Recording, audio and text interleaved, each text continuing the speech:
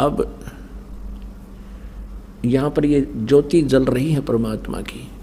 अब जैसे वेदों में ऐसा नहीं है कि भटबाड़ लकड़ गिर जो उसमें सुबह सुबह करें चम्मच ठोक ठोक है। अवन का अर्थ है घी प्रज्वलित कर देना, देसी घी का या भैंस का। उससे जो प्रतिक्रिया एटमॉस्फेयर में होती है वो होगी ही होगी। अब परमात्मा ने एक सिंपल वे निकाला। एक रुई, एक 100 ग्राम रुई, गणित 200 ग्राम रुई से आप चाहे 2 क्विंटल घी सवा कर लो, और यदि लकड़ियों में डालोगे तो उसमें मनमाना 20 किलो लकड़ियों में काम बने। तो 20 किलो लकड़ी जड़ेंगी, उनसे कार्बन डाइऑक्साइड अधिक हुआ। और एक 100 ग्राम 150-200 ग्राम रुई जड़ेगी, उसमें कार्बन डाइऑक्साइड बहुत ही कम होगा। और हवन घी प्रज्वलित होगा, उसका जो वाष्पीकरण हो करके पूरे ब्रह्मांड में इसका बहुत तीव्र गति से इफेक्ट होता है, जिससे वर्षा होती है। तो अब ये धार्मिक अनुष्ठान पूरी पृथ्वी पर प्रारंभ हुआ है। तो ऐसे परमात्मा बहुत अच्छी तरह समय समय पर वर्षा किया करेंगे, जो पूरा विश्व इस तरह की साधनाएं किया करेगा। यहाँ तो हवन हो ही रहा है। अब लगभग 600 पाठ हैं, और 600 का मतलब 600 किलो देसी घी यहाँ हवन होगा, 6 क्विंटल का, इन 4 दिन में। और प्रति महीने 5 क्विंटल घी का लगभग हवन हो रहा है परमात्मा कबीर जी के आदेश अनुसार। एक यज्ञ है धर्म की, दूसरी यज्ञ है ध्यान, तीसरी यज्ञ है हवन की, चौथी यज्ञ प्रणाम। या प्रणाम करते हैं भगवान को, आत्मा में विनम्रता आती है, अहंकार दूर होता है। परमात्मा तभी निकट आता जब हमारे अंदर से ये करड़ापन कम हो जाएगा। हमारे अंदर ये जो अहंकार है बेमतलब का, बगैर ज्ञान के अहंकार किया करते थे, अदरंग मार जाता अफलातून को, बांगा मुँह हो जा, आँख टेढ़ी हो जा, मुँह को पानी लकड़े, माखी लकड़े, और बड़े हाथ भी ना उठे, क्या का बीमारी इस मिट्टी का। लेकिन काल ने तो कर्म बिगड़वाने से मतलब है। और 5वीं यज्ञ है ज्ञान की। तो ये सभी धार्मिक अनुष्ठान शास्त्र अनुकूल जो प्रारंभ हुए हैं, इससे पूरे विश्व में सभी समृद्ध हो जाएंगे। और सबसे बड़ी बीमारी जो हमारे लगी हुई है, या माया जोड़न की है, एक कोठी की बजाय 2 कोठी बना लो, फिर 3 बना लूँ, छोटी कार ले ली, फिर ने सोचा 20 लाख की ले लूँ, ये बकवाद ख़त्म हो जाएंगी आपकी कति। और लोग दिखावा ब्याह शादियों में बकवाद, डीजे बजावें, कितने लाखों रुपये दान करें, दहेज दें। तो ये इस प्रकार की बिल्कुल आपकी आत्मा हट जाएगी इन बकवादात है। अब जो हम सारा दिन सारा जीवन में पैसा जोड़ने के लिए व्यर्थ करते हैं समय, फिर आपका 20% जो प्रयत्न परिश्रम आप कर रहे हो ना, 20% प्रयत्न में आपका रोजी रोटी घना बढ़िया चला करेगा और बरकत होया करेगी।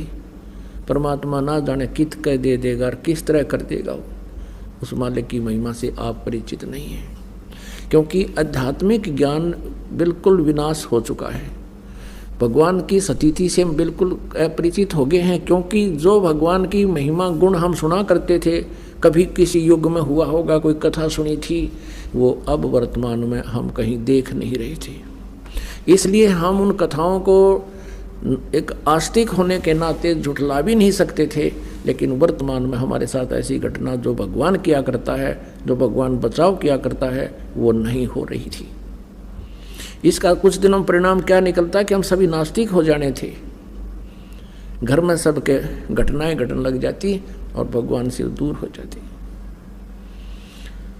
एक बार ये दास सत्संग कर रहा था, वहाँ एक बहन को ले आई कोई हमारी बंदी छोड़ की बेटी, यानी हंस भक्तनी। 4-5 दिन का सत्संग था, कहीं हम कर रहे थे शहर में। तो 5वें दिन उसने नाम लिया और अपनी सारी राम कहानी बताई। उसने बताया कि जी मैं पहले बहुत आस्तिक थी, सभी जैसे भी अपने हिंदू धर्म में जो पूजाएं हैं सारी किया करती थी, और भी आसपास जो अपने इष्ट देव जैसे परंपरागत हैं, किसी का गरीबदास जी की पूजा थी, किसी का और श्याम जी की पूजा थी, कहती है सारी कराया करती थी। भगवान विष्णु, भगवान शिव और शेरा वाली माता और संतोषी माता के सबके पाठ कराया करती थी, व्रत भी करती थी। तीर्थ धाम जो भी बताए वहाँ भी मैं जाया करती थी। तो जब मेरे पुत्र का जन्म हुआ, जब पुत्र लगभग 1 या 2 वर्ष का होगा, मेरे पति की मृत्यु होगी। अब मैंने दोबारा शादी नहीं करवाई इस उद्देश्य से कि मेरे पुत्र की दुर्गति हो जाएगी और इसका जन्म नरक बन जाएगा।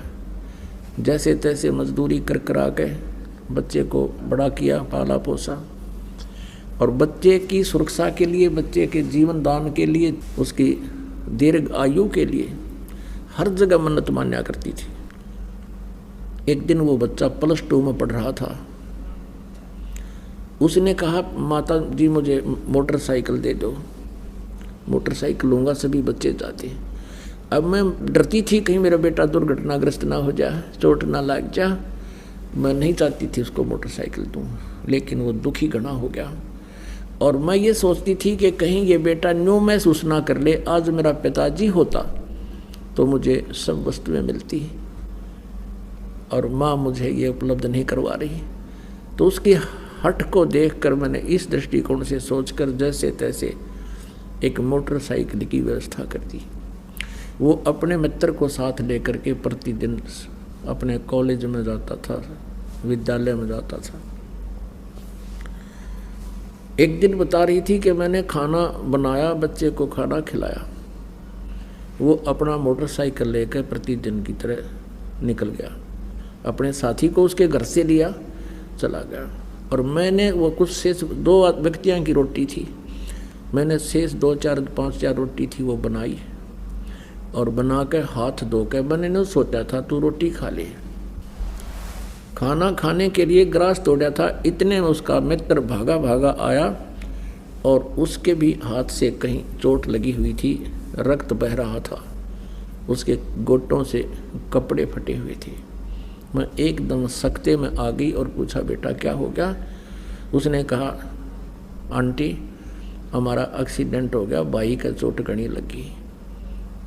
और मैं उसी समय वो ग्रास नो का नो हाथ से छूट गया, नंगे पैरा, सिर पर कपड़ा नहीं, भाग ली उस बच्चे के साथ साथ जिधर वो बता रहा था। वहाँ जाकर देखा कि वहाँ कुछ रक्त, एक्सीडेंट दुर्घटना के बाद जो गिरता है वो रक्त पड़ा हुआ था, मोटरसाइकिल टूटी पड़ी थी, बच्चे को मेडिकल ले जा चुके थे, हॉस्पिटल ले जा चुके थे। वहाँ पहुँचते ही पता लगा कि बच्चे की डेथ हो गई है। उस हॉस्पिटल के द्वार का टक्कर मारी और सिर फट गया, 7 टाँके आए मेरे सिर में। काफ़ी देर में होश आया। उसके बाद मैंने वो सभी देवी देवता जितनी भी पूजा मैं करा करती उठा कर कुर्डियाँ पे फेंक दी, अब कहीं भगवान नहीं है।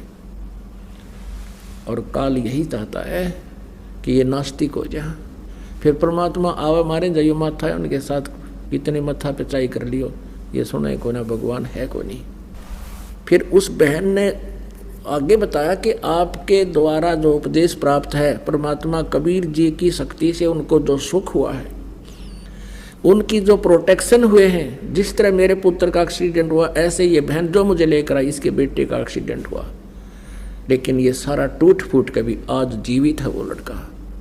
ये मेरे से 1 साल से लग रही थी मेरे पीछे कि तू एक बार शरण ले ले, अगर तूने पहले शरण ले रखी होती तेरा बेटा नहीं मरना था, मैं गारंटी देती हूँ। वो बहन बता रही थी कि आपके उपदेशी ने, दीक्षागृत बहन ने मुझे बहुत कहा, लेकिन मैं नास्तिक हो चुकी थी कि नहीं सर झूठ है, मैं नहीं मान सकती कि भगवान ऐसा सुख दे सकता है। अब मैंने 4 दिन लगातार सत्संग सुना है और यहाँ बहुत सी बहन भाइयों ने अपने दुखों का निवारण, ऐसी ऐसी घटनाएं बताई हैं। मेरे कुछ आशा हुई है कि शायद भगवान हो सकता है, और फिर इस ज्ञान से मुझे निर्णय हो गया है कि परमात्मा हमें मिला ही नहीं था। तो पुणात्मा परमात्मा कबीर जी भी आकर के इस काल को लताड़ते हैं कि दुष्ट ने बड़ा जुल्म कर दिया, तूने परमात्मा की महिमा